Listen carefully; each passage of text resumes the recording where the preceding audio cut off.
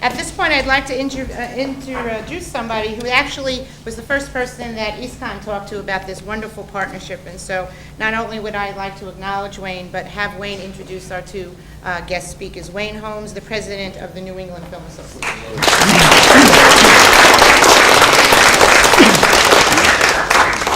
This is a great time for Connecticut. I'm one of the people who had left Connecticut to go to Hollywood and became an art director out there, and I came back, and we were anxiously looking to be a big part of all of us here, to be a big part of the insertion of our new film and media economy with you people, to be able to be participating and staying in Connecticut and crewing up with this new economy.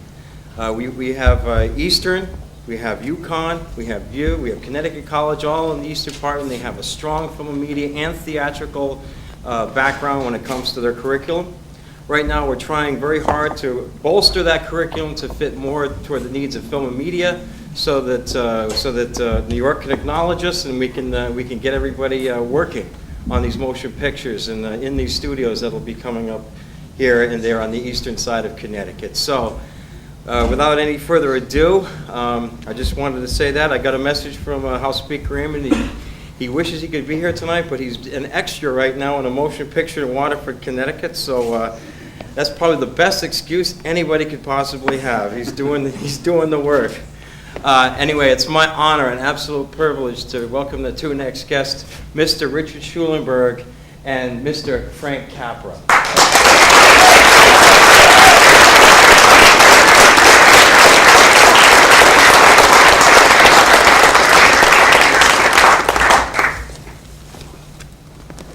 Thanks for both being here today. This is really a pleasure. My pleasure. Thanks, Wayne. Are we doing sound checks? I don't know if I'm on here. Yep, okay. Okay. We're here? Okay. We are here. We are. I don't know if you can hear me now, I guess you can. Obviously, everybody here is interested in media in some respect, either film or music or some other aspect of entertainment. I want to ask this for both of you, how you got involved in the business. And then we'll start with this. Okay. Prior to that, I'd just like to thank everybody for inviting me here to your wonderful school and a beautiful old theater, old vaudeville theater, a little bit revamped, but still, the echoes of vaudeville still around, I think. And so it's such a pleasure. Thank you, Paula. Let's see, I think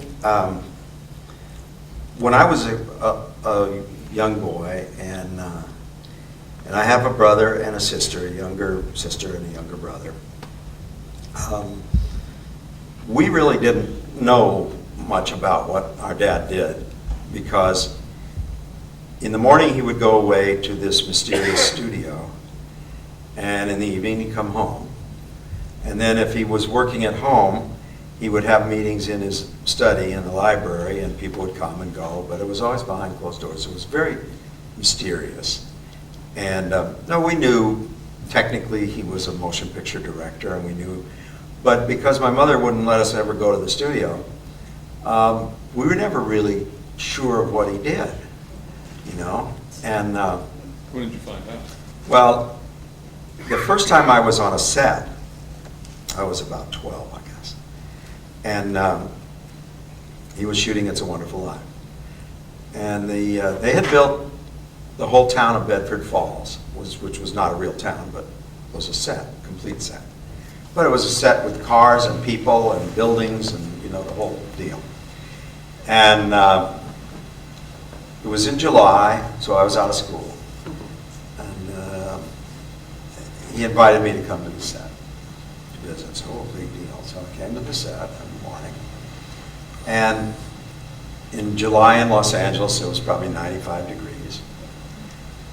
And we get to the edge of the set where the cars park and everything. Well, it just doesn't look like much. But when you walk, as soon as you walked into the set, which was this town now, laid out in front of your town, big town, people walking, everybody, and it was the winter scenes.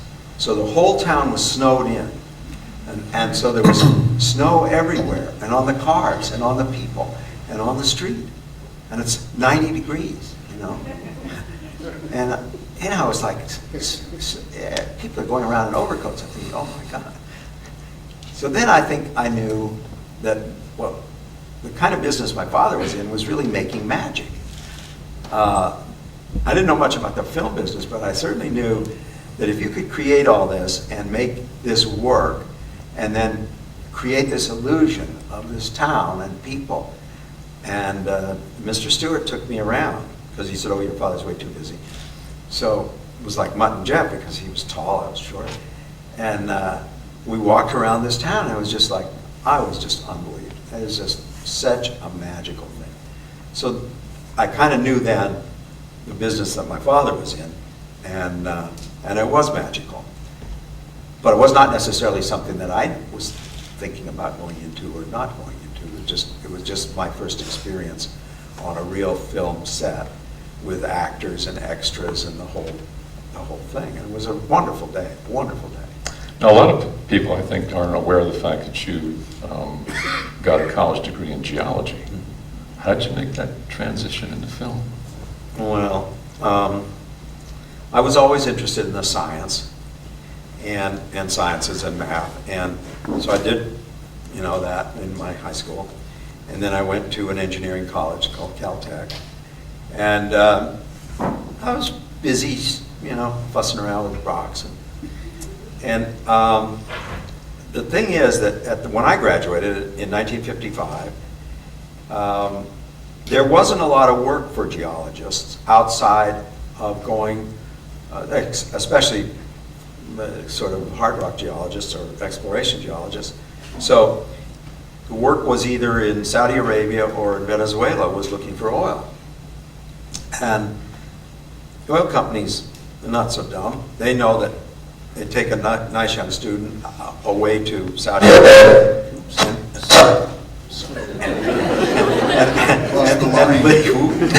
and live in a tent for, and so you went for 2 years, you couldn't come home. You finally got a vacation after the end of 2 years.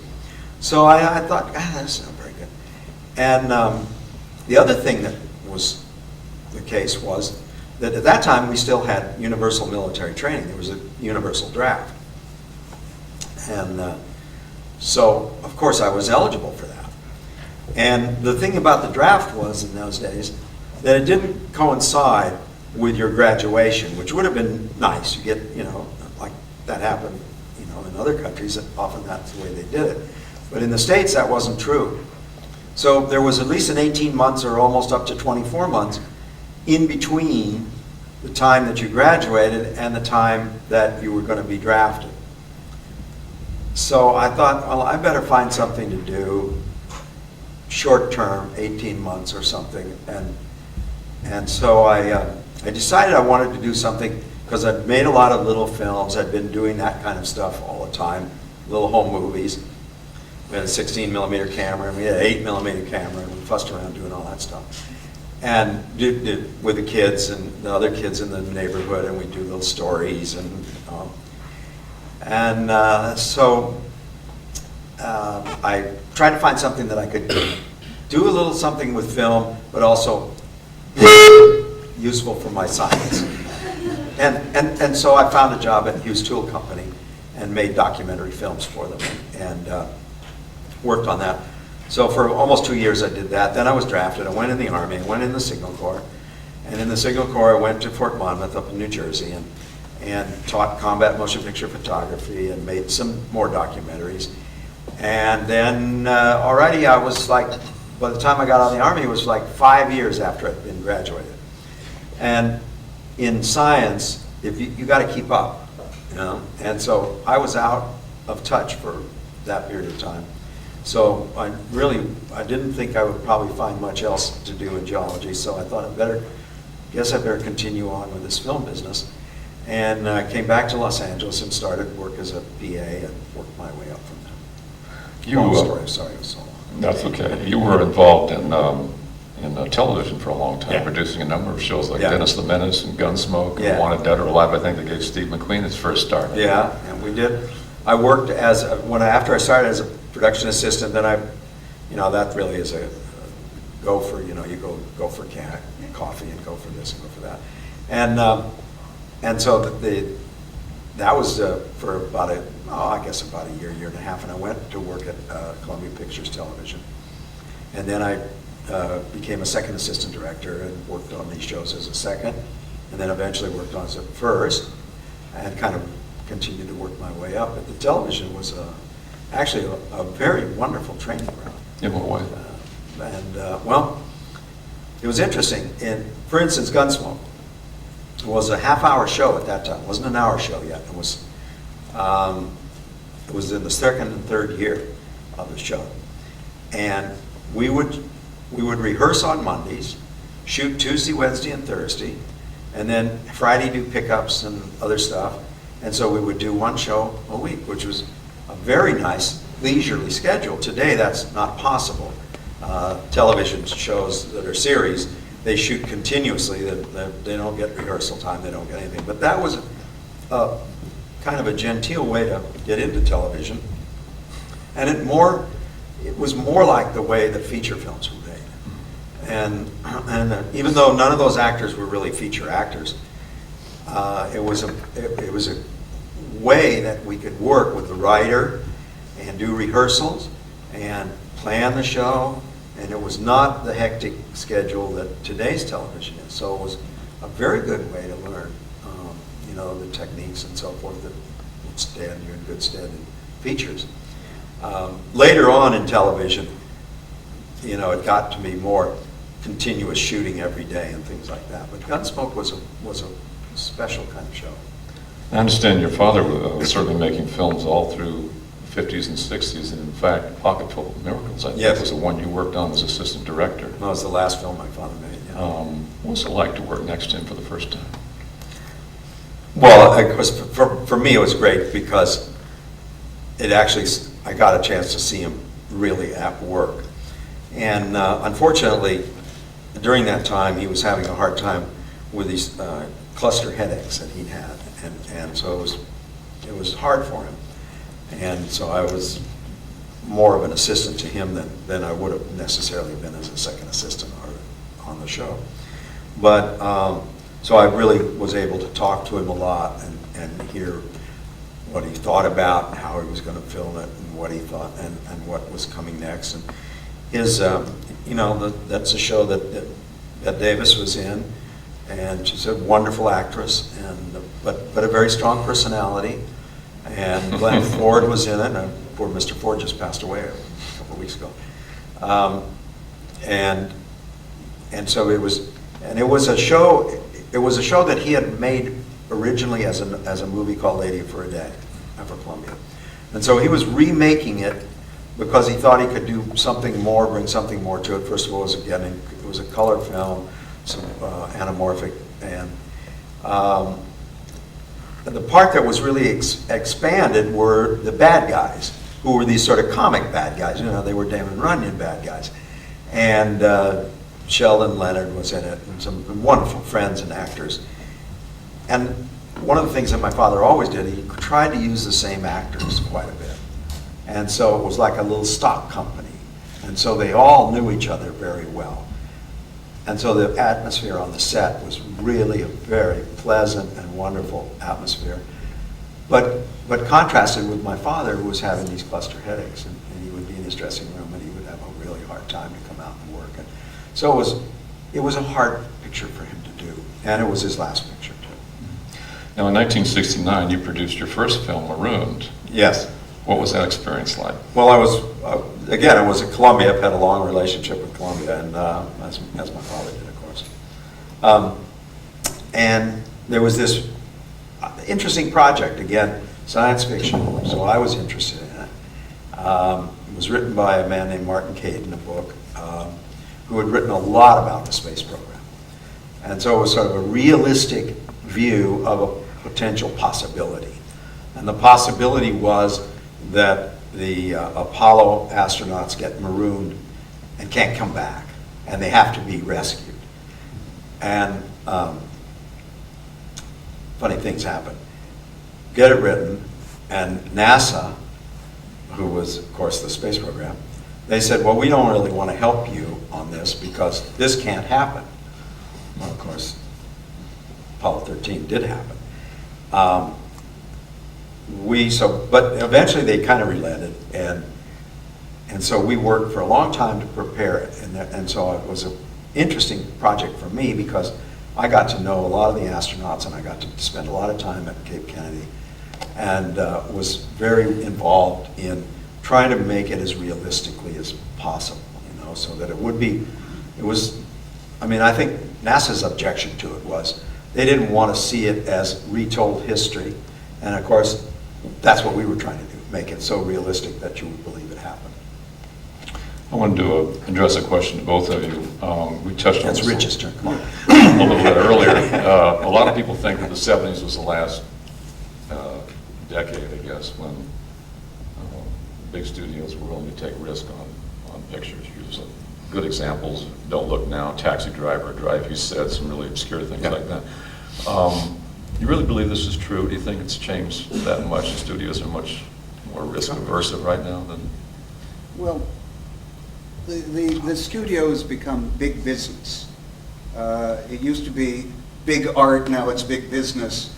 And the major studios really seem to be more interested in playing it safe than necessarily playing it good.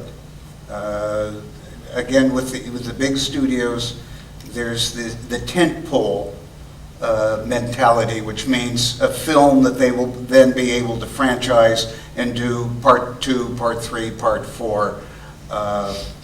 And the unfortunate thing, I think, in terms of the art of films is it's become the business of films with the big studios, and they're not taking chances anymore.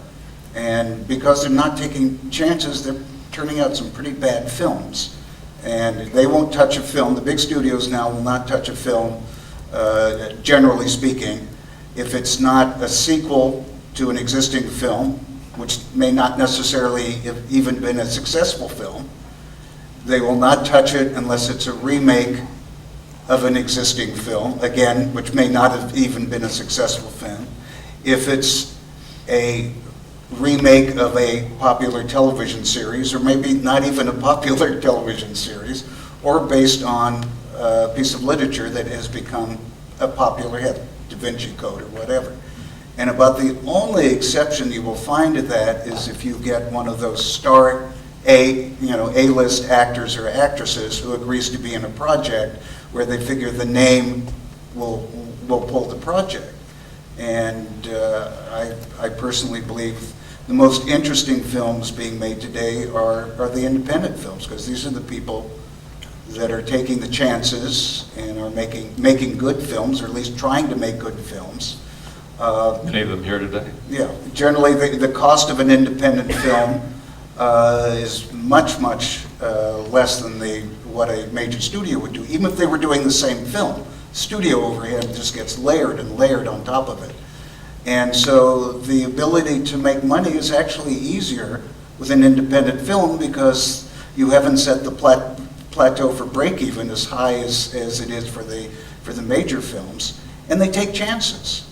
And I think the proof in the pudding on this, and the major studios are beginning to accept this, is the last several Academy Award winning films, the nominees. I mean, this last year, every single nominee for Best Film was technically an independent film, although they were all distributed by majors, but they acquired them from producers and directors and actors who had a vision and made good films. And all of the big blockbusters that came from the studios, any Academy Awards they got were down in the technical fields, best sound and editing and things of that sort.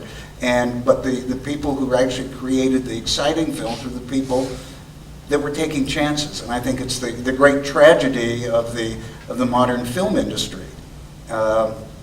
They're catching on now. Most of the major, matter of fact, all the major studios now have a division that takes on independent films, and they go to Sundance and bid madly against each other for who's going to get the film that they see is successful or whatever. Also, what has sort of the underlying drive for that has been the enormous escalation of costs. so that, you know, when you say they don't take a chance, they would say, oh, we take a terrific risk. We make $120 million movies, and then we add another $25 to $50 million of prints and ads. So we're risking, you know, upwards to $200 million on every project. That's a different mentality than the risk of an artistic film that might not quite work. They're looking at only the money risk. So it's the minute you say, well, I'm only going to make this picture if I know it can return the money. So then that means I better put a big star in it. Well, that raises the budget right away by a lot. And it better be something that already is pre-sold, which means a Marvel comic character or, you know, a sequel or whatever. And pretty soon you're at the $120 to $150 million mark. And so they're just not geared anymore to make the small, risky little pictures. And also, from the viewpoint of the creative artist, it's hard to get a creative artist to go to work for a studio at a really low budget, because they'll do the same film at the same salary for an independent producer, but they don't want to do it for the studio because they feel like, well, the studio should be able to pay me my full salary. So it is a little bit of a catch-22 for the studios. It's hard for them to make, as Rich said, they can't make the same pictures at the same price. And so they're going to just leave that to the independents, and there's a lot of outside money that comes in. There's money from all different sources, overseas sources and you know, domestic. Yeah. And Another example that personal to me, one of my neighbors has cornered the market on graphic comic books. okay. And his first film as executive producer opened last week as the #1 film in the nation, The Covenant. Anyone here see that? I understand it's dreadful. Absolutely dreadful. I know it felt, you know, Yeah, it felt second quickly. week it was gone. But he's got 8 or 9 other films in development with all the major studios, because they're saying, well, we don't want to Exactly. give too much chances, but well, these graphic comic books, they seem to be the next thing, so we're going to write on this, and we'll pick up what will be the next Superman or Batman and whatever. Yeah. And like I say, I haven't seen it. I read the reviews and scathing, but he was #1 at the box office last week. I know you've seen this from both sides because you were, I think, vice president of AFCO Embassy Pictures Yeah, back I in the late was 70s. ended up president of the company. President. So and you've seen this. We from- did distribution, yes. So you've seen huge changes take place in this. Yeah, I think there was always a space for the small, lean, mean, independent producing and distributing company. And we were that at one time. Miramax was that. A New Line at one time was that. You know, and they could compete with the majors. They would find interesting projects. Either they'd cause them to be made or they'd acquire them. And they could, and by clever marketing and this sort of thing, especially Miramax was very good about the marketing, they could stay there. You know, in a theater, an audience, they don't really pay too much attention to whether it's a $100 million movie or a $5 million movie. If it's an entertaining and exciting and something worth going to see, they'll go to see it, you know. Give us good stories, give us good movies. So there always has been a space, and as Rich says now, the majors are now trying to do smaller companies within their own, in their own company, Sony Classics, something like that, Warner Independent, some of these companies that are doing the smaller budgeted pictures. But it's not easy for them because they are still in the major studio environment. And it's very tempting to spend a lot of money. And so even the people that run these and are being told, don't spend too much, it's not like they're on their own. When it was the Weinsteins at Miramax on their own, to them, every dime they spent was their money. And so they were careful. Now, when Disney bought them, they went into this huge spending spree. even though they were supposed to be the low-budget arm of Disney. It's very hard to maintain that frugality when you're getting a lot of money thrown at you. And it was interesting also, when the Weinsteins were on the spending spree at Disney, Yeah. that a lot of those films ended up on the shelf. Yeah, exactly. That were more expensive than the things that got released, and at the very end of their distribution deal, when they left, they all got pumped into the market where they all disappeared once, within a week. Yeah. We all, the three of us, have different experiences getting into the business. Obviously, it won't be relevant in some respects to this group, but what would be your suggestions for people wanting to get into this business, the best way to prepare for it? Well, first of all, when I was in college, we didn't even have film schools in the same way. UCLA and USC were both kind of cranking things up a little bit. So there's definitely an advantage now that didn't exist then. It was really more trial by fire. You had to do it, learn by doing it. So I think that's a wonderful advantage that you all are having right now. The second thing is that, in my estimation, still learning by doing is still the best way of really figuring out what you want to do and what interests you. There's just a myriad of very interesting occupations in film and television and in the media. Very creative, not necessarily only writers and directors. There's cinematography, there's production design, there's costume design, there's special makeup. There's a million different, really creative, really interesting, and well-paying jobs. But you don't know what those are until you kind of see what they are. So I always think that the best thing is for everybody to try to work on as an extra, or as a PA, or as an intern, whatever chance, possibility there is that you can find to do the work.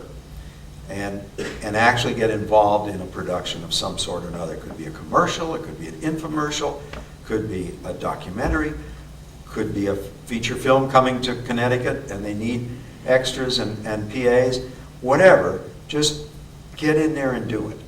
And find out what you like and what you don't like. And undoubtedly there'll be things that are difficult and not so pleasant, but you'll get an idea of the industry. And the other thing that I think that most successful people in our industry have, one thing of all, is perseverance.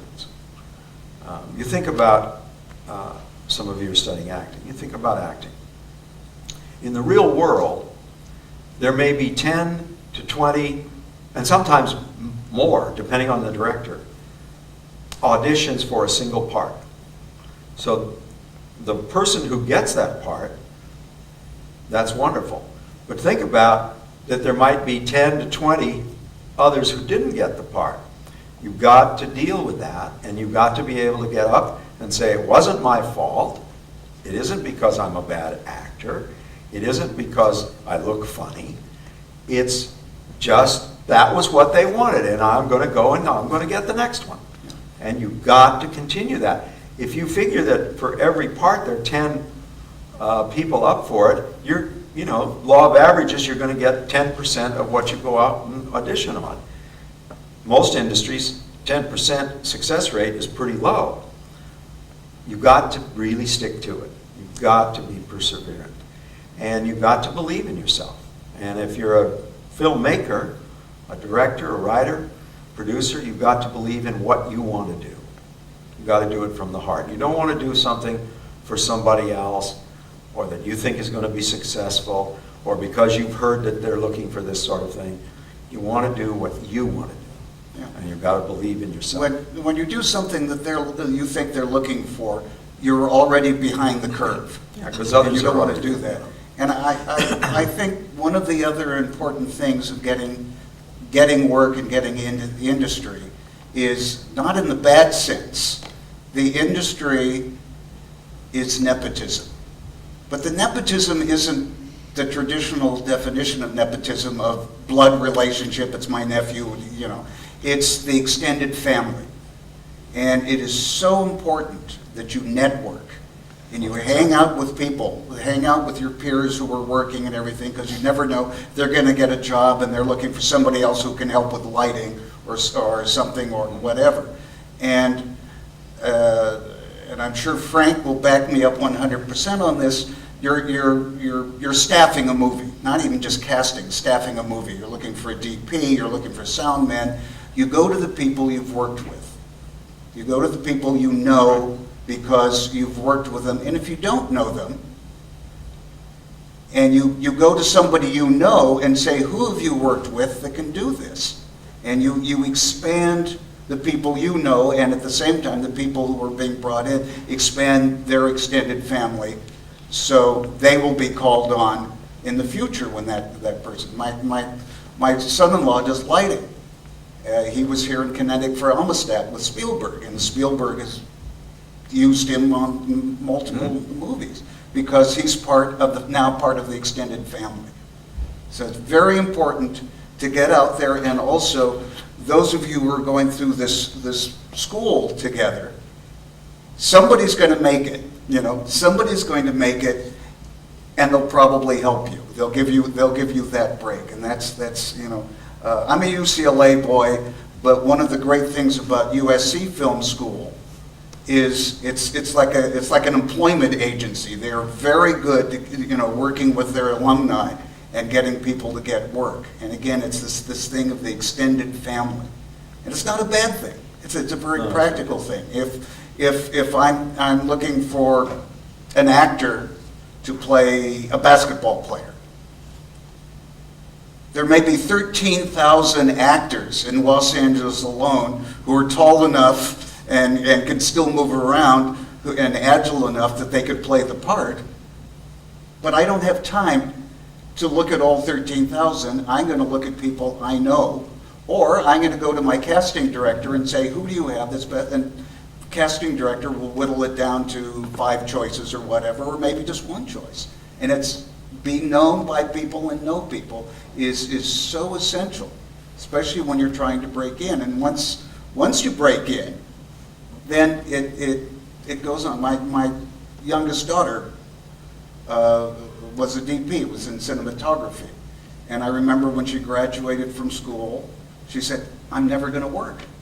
I'm not going to work. She got her first job, and she never stopped working until she got tired of lugging cameras up hills and stuff, and went back and got a master's degree in landscape architecture. But she met her husband this way. They were on location together up in Idaho. But it's once you get into it, unless you screw up. If you screw up, that you might as well start looking for something else because the word will get around. It's But a once you small get business. into it, you do your job and you will continue to work. The other thing I would say is, because of this networking, if you hear of these small independent films that are being made, and I only can speak about North Carolina, where I am in Wilmington, and there's a pretty strong crew base there and a lot of actors, and there are a number of very low budget independent films being made by young people, and they call upon the experienced crew people and the infrastructure that is there to help them make their films. They make them on weekends or nights or whatever. They make them for very, very, very ultra low budgets. But film people are very willing to help. So hopefully there'll be a time when we have a larger infrastructure here and there'll be more independent films made. But I bet you that there's some small independent films being made here already. And if you ever have a chance to help on that, no pay, it doesn't matter. You're getting the kind of experience and you're getting the kind of networking. The two things go very much hand in hand, and they help you build your resume and your experience. And you make small films, and then you'll make a little bit bigger film, and then you'll make a bigger film, and then you'll make even a bigger film. And that's the way we can grow in this industry. I'd like to open this up to questions, if it's okay with you. Sure. If anybody have any questions for either Richard or Frank? Yes? How bad was sibling rivalry when you were a kid, out of curiosity? Well, my brother, who Ron knows very well, went into the television news business. He graduated from USC in the journalism school. And he thought he was pretty hot shot too. And so he was the editor of the Daily Trojan for a couple of years, which was the USC school newspaper. And he went right into television news. He went to Vietnam and did man on the street interviews with all this, some of the soldiers, and got a big name for himself, and came back and did very, very well as a news producer. He produced 2020, and he produced Barbara Walters, and did a lot of things, and he did very well. But we were in really two very different kinds of things. My sister, on the other hand, is she's the brains of the family. She went to Pomona College, then she went to Harvard and got her master's, and then she went to Michigan State and got her doctorate in English, and she became the chairman of an English department at a small Midwestern college, Findlay University. And so her career was all in academia. So we kind of all went into different things. So we all thought we did pretty good. Anybody else? Yes? For both of you, was it difficult when you were first trying to break in to get up to where you are now? Or was it? Well, you know, having your father in the film industry and having him be very well known is a great door opener. But what actually happens in this industry, as Rich knows, is that you have to perform 150%. Or there's plenty of people that are vying for the same job. It's a very competitive world in the industry. Heck, they're very well-paying jobs, and they have a lot of glamour attached to them. So of course people want to do them. And people are very willing to fight and do a lot of things to get them. So you can get the door open, but you have to produce. It really is a game of producing, because if you can't produce, as Rich says, if you don't do well, you're going to be left behind. And it's just that people don't have time to sort of try to nurture somebody along when there's millions of dollars at stake and time is your enemy because it's just running all the time. So production is very, when you're in production, I'm sure some of you have been in production and smaller productions, magnify that into a commercial production. The last figures last year, this 2005, the average studio film, not their classics division, but the average studio film spent $510,000 per shooting day. So when you have that kind of money running, you know, 10 minutes is costly. So there's a lot of pressure. So you got to be able to produce. So, you know, it was very helpful for me to get started, but in a kind of funny way, I didn't get that way. I went kind of into the science and documentary field, and then into the military before I actually came back into the commercial field. I might add, and to give Frank even more credit, sometimes being the offspring of someone's fame is a burden, because they expect you not to be good. And so I say you have to. Yeah, they expect you, oh, he's just here, you know, he's just here on his father's coattails. And you have to be better than good to do that, because otherwise you're a legacy that way higher, and we'll put him back office somewhere just to, you know, keep him happy. So Frank's success is a tribute to his father in the sense that I guess he gave you your inheritance, your genes, but Frank did it himself. And it's sometimes a harder road going uphill with a famous name, and there are a number of actors who have changed it differently. I mean, Nicolas Cage is a Coppola. Mm-hmm.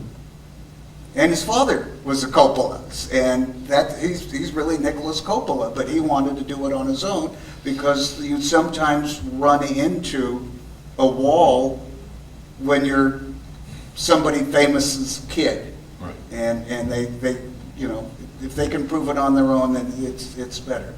And Nicholas has done okay. Yeah. And so It cuts both ways, you know. Anybody else have any other questions? Oh, yes, Right. lots of them. Oh, boy, right here. Okay, what would you say to someone that maybe had like a little bit of taste of the small bit of the industry, but couldn't really find anything using the connections? Like, where would you look to see if there was anything else that you can get into?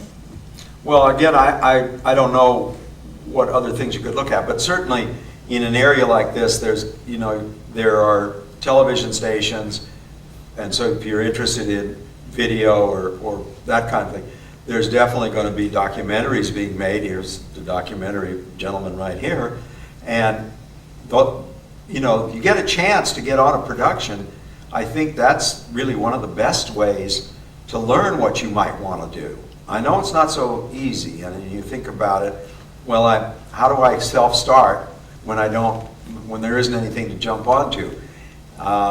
But I just say keep looking and keep networking, and I think, depending on who your friends are and who else is doing that. I mean, within this school environment, you're here because you love media, whatever. You want to be in it. You want to be part of it.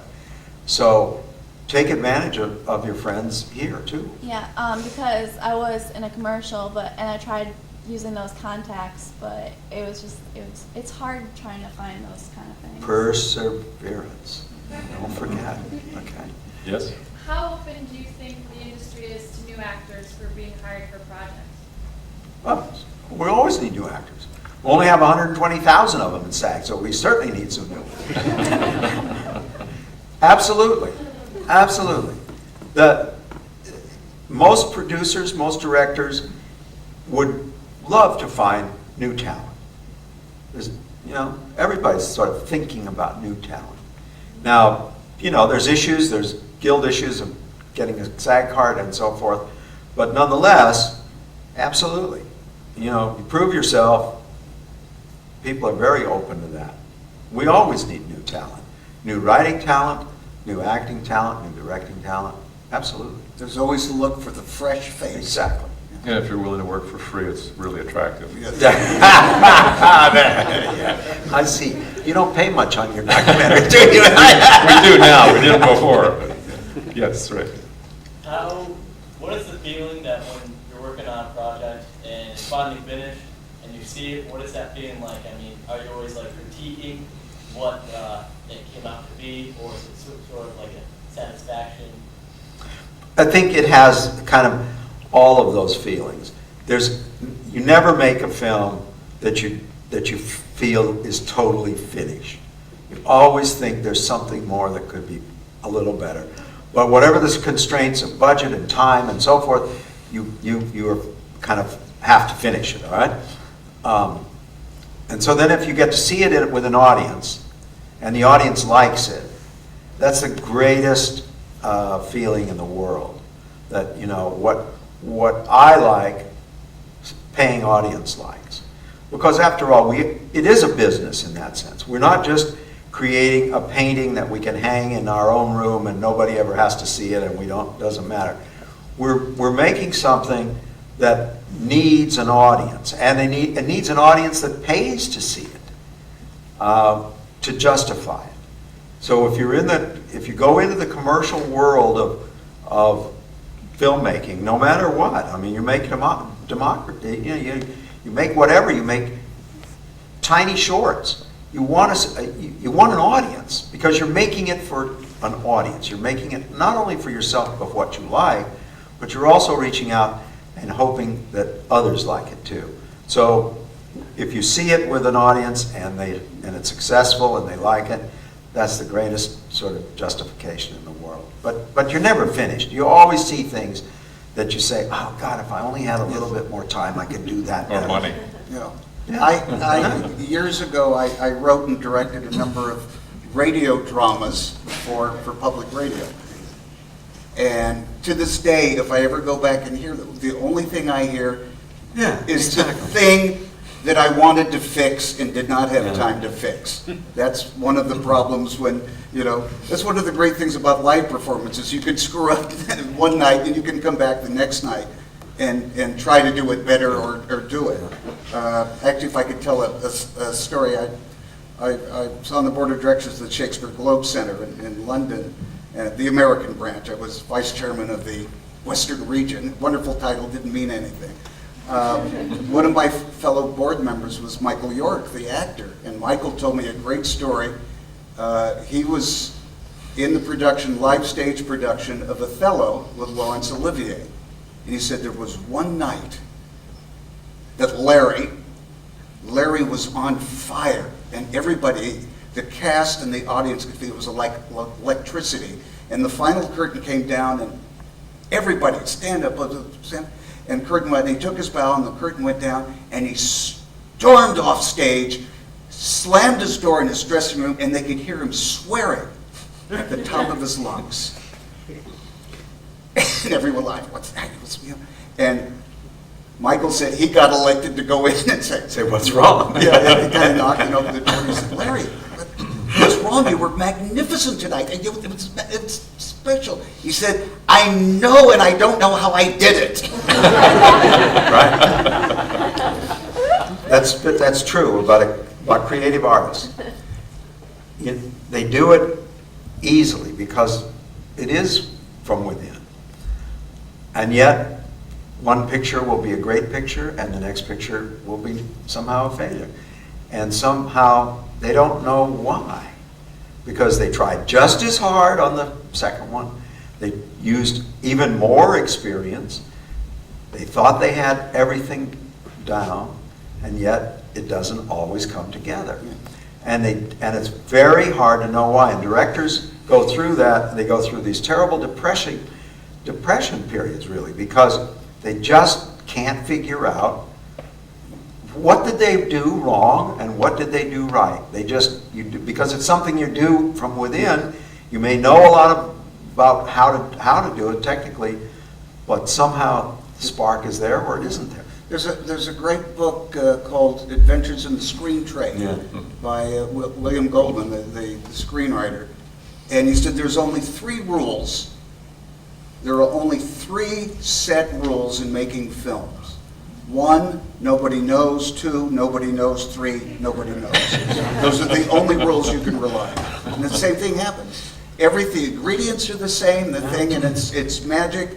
And then you do the sequel, or you do part 2, and and you don't know what the difference is. It just isn't there. Sometimes it takes time, I think, for a film to grow. Like Casablanca was another B movie of Warner's. No one thought it was worth anything. He made it in 2 weeks and it was over with, and yet history has shown to be the top most favorite film of all time. So tell Mike Curtiz to go do it again. But he doesn't know how to do it again. I know. Right? He never did it again. Exactly. Anybody else? Yes? Yes. Did you ever consider acting yourself, or were you always more interested in producing and directing? I acted in college. Really? In college theatrical productions, yeah. For fun. How did that go? No, I'm not acting anymore.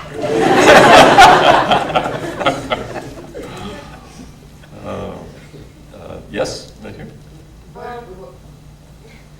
Have you ever thought of changing your job since you had majored in the science area? Did you ever feel like you wanted to go back to that at any point in time? Yeah, a few times I have. I thought, maybe I can't make a living in this business. When you're out of work, our business is almost 100% freelance. The days of long-term contracts at studios for what I do as a producer, they don't exist much anymore.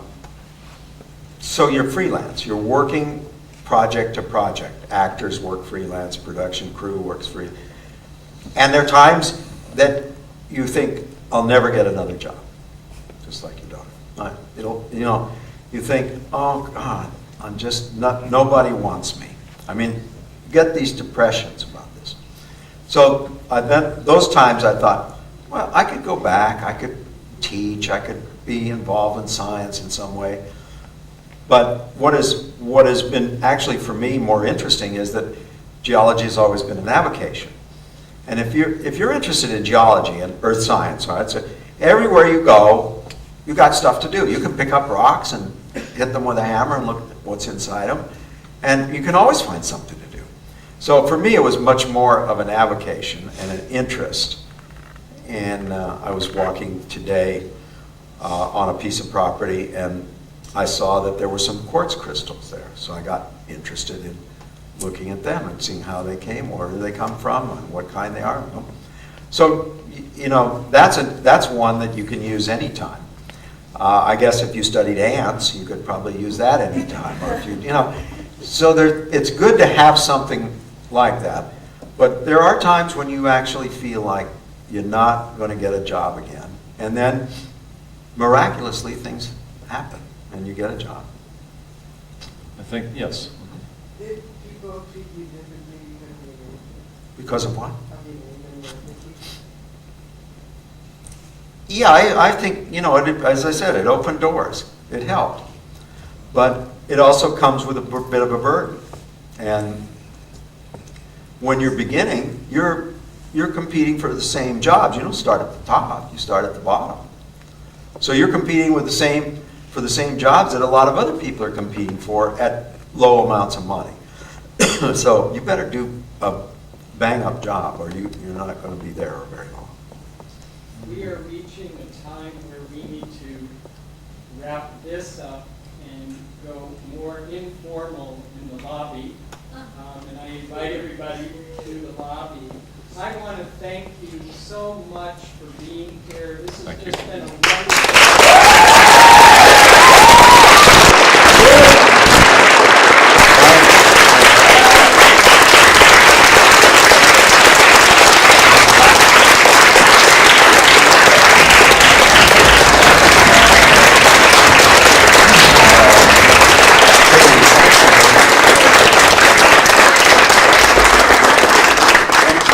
Thank you for what you're doing. Exactly. I think it's wonderful. I wish this had been around when I was in high school. I might have done something with my life. Yeah. Thank you very much. So I invite you all to the lobby. Enjoy the refreshments. Thank you. And It was a pleasure. Nice to see you.